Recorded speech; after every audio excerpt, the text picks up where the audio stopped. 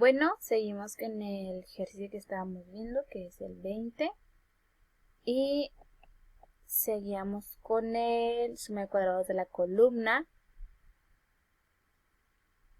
Que la suma de cuadrados de la columna, pues es sumar las columnas, la 1, la 2, la 3 y la 4, todos sus valores, al cuadrado entre 4. ¿Por qué? Porque hay 4 muestras en cada columna, menos la sumatoria de todas entre el número de muestras, que nos da la sumatoria de todas 21.375 al cuadrado entre 16. ¿Por qué? Porque son 16 muestras.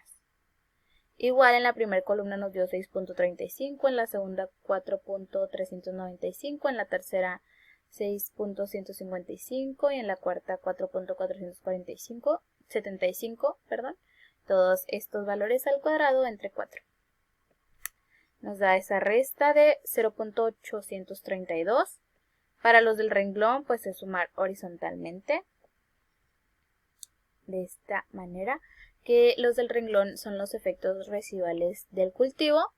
Y pues sumamos la del primero, que nos da 5.62 al cuadrado, más la del segundo, que nos da 5.35 al cuadrado. La del tercero, pues sumamos 1.670, 0.710, 1.665 y 1.180. Nos da 5.225 al cuadrado, más la de la cuarta, que nos da 5.18 al cuadrado, igual entre 4 porque son 4 muestras, menos el total de todas las muestras al cuadrado entre el número de muestras, que realmente este es como constante. Y nos da la suma de cuadrados del renglón de 0.0299.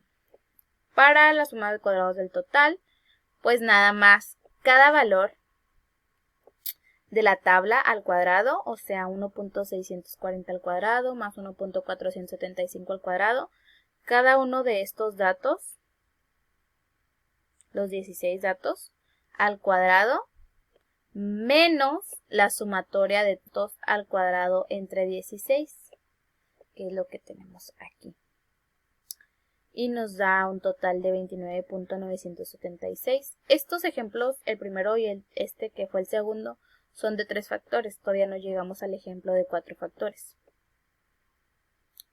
Y pues nos da un total de suma de cuadrados totales de 1.410. Para la suma de cuadrados del error, nada más restamos suma de cuadrados del total, menos suma de cuadrados del maíz, menos suma de cuadrados de la columna y del renglón que sacamos anteriormente.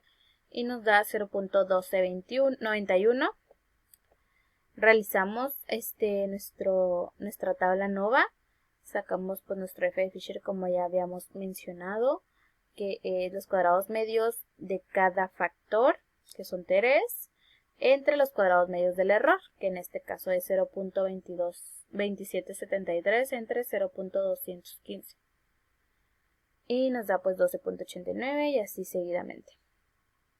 Para sacar nuestro f estadístico de tabla, es los grados de libertad del numerador de cada uno, pues van a ser iguales porque son los mismos grados de libertad, 3, 3 y 3, entre los grados de libertad del denominador, que en este caso son los del error, que es 6, entonces para la columna va a ser 3 entre 6, renglón 3 entre 6, maíz 3 entre 6, y pues va a ser el mismo f estadístico de tabla, que cuando los buscamos nos va a dar 4.757. Y vamos a hacer una comparativa. Aquí tenemos pues las comparativas. Para la columna sale que el 4 al f de prueba, que nos da 12.89, entonces se rechaza la hipótesis nula y aceptamos la hipótesis alternativa. Entonces quiere decir que estos valores sí son significativos y que al menos una de sus medias es diferente. Para el renglón tenemos que el f estadístico de prueba es menor al de tabla, entonces aquí aceptamos la hipótesis nula y rechazamos la alternativa, entonces estos datos no son significativos y todas sus medias son iguales. Para el maíz, rechazamos la hipótesis nula. ¿Por qué? Porque es mayor el f estadístico de prueba al de tabla y aceptamos la hipótesis alternativa, entonces al menos una de sus medias es diferente y esto significa que sí es significativo. Contestamos las preguntas y nos dicen, ¿existen diferencias entre los rendimientos de las diferentes variedades de maíz? Las de maíz sí existen diferencias porque habíamos dicho que aceptábamos la hipótesis alternativa, entonces al menos una de sus medidas es diferente. La otra pregunta, ¿cuál de estos factores de bloque tuvo efectos? Pues por ende es el gradiente de fertilidad del suelo, que en este caso fue la columna. El inciso D, C, se habría detectado las mismas diferencias en los tratamientos con un diseño completamente al azar y con un diseño de bloques completos al azar. Pues para el inciso C, no, este diseño como es cuadrolatino se controla con dos factores de bloque, entonces pues no hubiera funcionado, si hubiera sido al azar. Y pues para la respuesta del inciso D tampoco, porque no se contempla la posibilidad de comparar más de un factor. Y para sacar nuestra R ajustada, que también vimos en el anterior video cómo hacerlo, nos dio un 77.30% de confiabilidad. Estos ejercicios los vamos a ver también en Minitab para que sea un poquito más fácil. Vamos con el ejercicio 21, que igual aquí es de 3 factores. Se requiere comparar 3 dietas A, B y C a base de proteínas de origen vegetal utilizando 18 ratas de laboratorio de una misma camada. Primero se observa por un tiempo el apetito para formar 3 grupos de 6 ratas según su voracidad y cada uno de estos se clasifica a su vez en 3 grupos de 2 ratas de acuerdo a su peso inicial.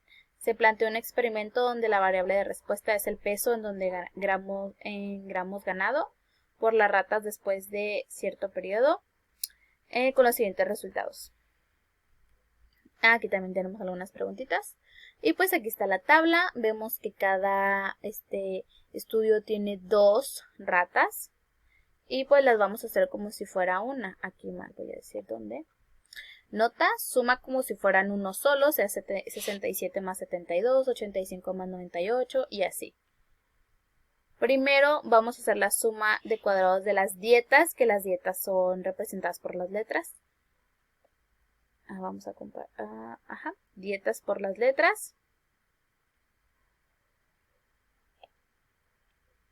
Y pues nada más hacemos los valores de A, 85 más 98, más 105 más 112, más 108 y 120, nos da un total de 628 al cuadrado. Los de B, 66 más 47, 75 más 67, 95 más 86, nos da un total de 436 al cuadrado, y así hacemos con los de C.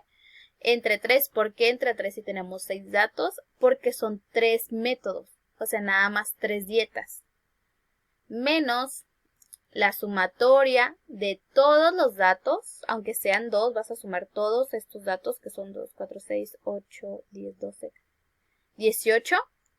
Estos 18 datos que nos da 1560 al cuadrado entre 9, porque son 9. Se podría decir muestras, porque de estas dos, como que había mencionado, las sumas como si fueran una sola. Nos da entonces la suma de cuadrados de las dietas, 6.432. Para el peso inicial, hacemos pues lo mismo.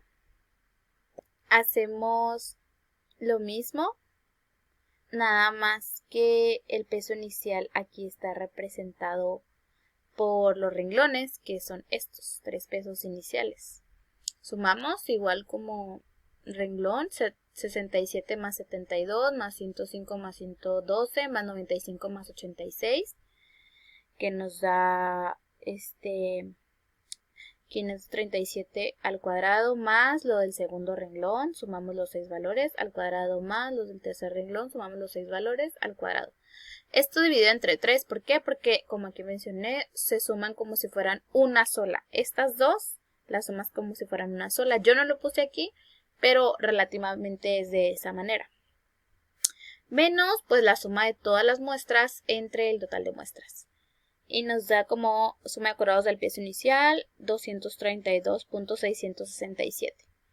Para la suma de cuadrados de la voracidad, que está en la forma de columna, pues nada más sumamos igual estos valores verticalmente. Y la suma de cuadrados de la voracidad nos da 4.932.667. Para la suma de cuadrados del total, nada más hacemos al cuadrado cada una y igual pues restamos la suma de todos los datos al cuadrado entre el total de muestras. Aquí para la suma de cuadrados del total tenemos que elevar al cuadrado cada una de los datos que estábamos mencionando aquí, menos lo que acabo de decir. Y nos da 11.662 para la suma de cuadrados del error, es la suma de cuadrados del total, menos la suma de cuadrados de las dietas, menos la suma de cuadrados del peso inicial y menos la suma de cuadrados de la voracidad, que nos da 64.666. Pues tabla nova. Y pues nuestros grados de libertad también ya habíamos dicho cómo sacarlos. Vamos a hacer la comparativa. Y aquí decimos que en las dietas se rechaza la hipótesis nula, se acepta la alternativa, entonces es significativo. Por lo tanto, el F estadístico de tabla es menor al de prueba y pues los datos sí influyen. Entonces, al menos una de sus medidas es diferente. Peso inicial se acepta la hipótesis nula y se rechaza la alternativa. Estos datos no son significativos. Y la voracidad se rechaza la hipótesis nula, aceptamos la alternativa, si es significativo, entonces los datos influyen en el sistema y al menos una de sus medidas es diferente. Vamos a ver las preguntas. Si influyen en el peso del ganado, cuál dieta es mejor, alguno de los factores de bloque puede ser ignorado, sí. Si ese fuera el caso, que analicemos pues sin esos datos. Aquí tenemos la respuesta. Influyen en el sistema. También, ¿cuál es la mejor dieta? Pues la dieta B tiene menor peso inicial y pues por lo tanto menor medio, entonces esta es la mejor dieta. Y también el peso inicial, nos habían preguntado si alguno de estos factores no era significativo y pues sabemos que el peso inicial no es significativo y se podría quitar esos datos. Y pues que lo comprobemos en Minitab, pero pues lo vamos a ver allá. Nuestra R cuadrada nos da 97.78% de confiabilidad en este sistema.